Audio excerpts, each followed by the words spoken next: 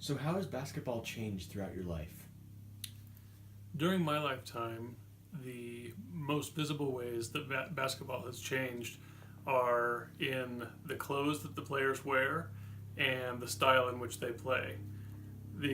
When I was growing up, players wore short shorts, short tight shorts, which are very funny to look at compared to what players wear now, which are very baggy knee-length shorts. And so that's one of the most visible ways. If you were just to compare a picture of a player from 30 years ago to a picture of a player now, you'll see stark differences just in the uniforms that they wear. Also, the style of play.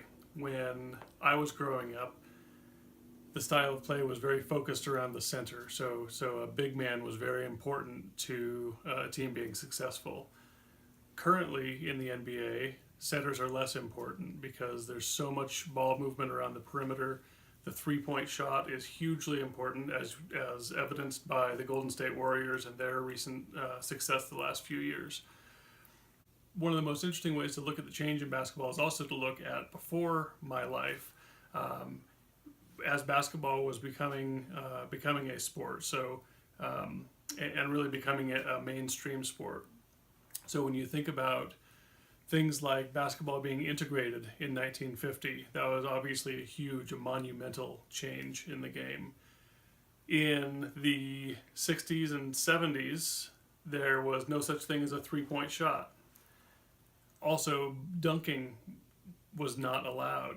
Players couldn't dunk the basketball.